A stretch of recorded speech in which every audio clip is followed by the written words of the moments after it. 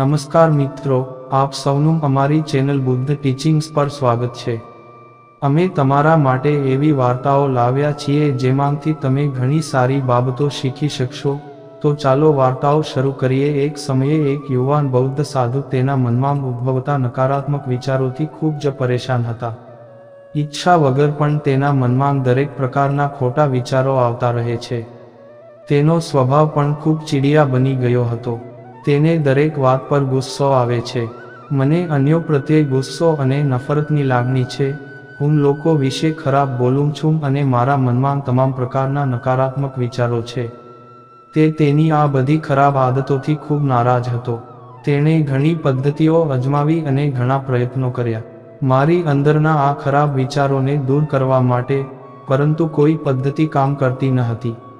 નહીં તો એક દિવસ તે ચિંતિત થઈ ગયો અને તેણે પોતાના ગુરુ પાસે જવાનું નક્કી કર્યું। ગુરુ ખૂબ જ બુદ્ધિશાળી અને આત્મજ્ઞાની વ્યક્તિ હતા। યુવા શિક્ષકોએ ગુરુદેવને પૂછ્યું, હું મારા મનમાંથી દ્વેષપૂર્ણ વિચારોને કેવી રીતે દૂર કરી શકું? ગુરુએ જવાબ આપ્યો, નકારાત્મક વિચારોના વાદળો તેઓ વાદળો જેવા છે જે સ્વચ્છ આકાશને ધૂંધળું બનાવે છે। જો તમે ચોખ્ખું આકાશ જોવા માંગો છો તો પહેલા આ વસ્તુઓને દૂર કરો। તેવી જ રીતે, જો તમે તમારા મનમાંથી નકારાત્મક વિચારોને દૂર કરવા માંગો છો, તો તમારે સૌથી પહેલા આ ક્રોધાવેશ રાખવા પડશે। વિચારોના મૂળ કારણોને ઓળખીને તેનો નાશ કરવો પડશે। યુવાન વિન્સીને ગુરુએ જે કહ્યું તે બરાબર સમજાયું નહીં, તેથી તેણે ગુરુને થોડી વિગતવાર સમજાવવા વિનંતી કરી।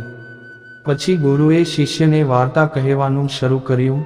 એકવાર એક માણસ જંગલમાંથી પસાર થઈ રહ્યો હતો। પછી તેણે રસ્તા પર એક બાજુ જોયું। માથું જોતાં જ કોઈ ડરી ગયું અને ત્યાંથી ભાગવા લાગ્યું। તેમ કરતાં જ તેનો પગ એક પથ્થર સાથે અથડાયો અને તે ત્યાં જ પડી ગયો। તેણે પોતાને ખરાબ રીતે ઈજા પહોંચાડી હતી। જ્યારે હું જાગી ગયો અને પાછળ જોયું તો જોયું કે ત્યાં કોઈ તર્ક ન હતો, પણ રસ્તા પર સાપના આકારનું લાકડું પડેલું હતું। આ જોઈને વ્યક્તિને સમજાયું કે આ બાબત તેને નુકસાન પહોંચાડતી નથી, પરંતુ તેના પોતાના આંતરિક ડર અને નકારાત્મક વિચારોએ તેને ઈજા પહોંચાડી હતી। કથાનું સમાપન કરતી વખતે ગુરુએ કહ્યું કે યુવકના મનના નકારાત્મક વિચારો આ વાર્તાના મસ્તક જેવા છે જે તમારી સમસ્યાનું મૂળ નથી, પરંતુ તમારી સમસ્યાનું મૂળ તમારી અંદર બેઠેલું છે, આ ભાવનાઓ છે।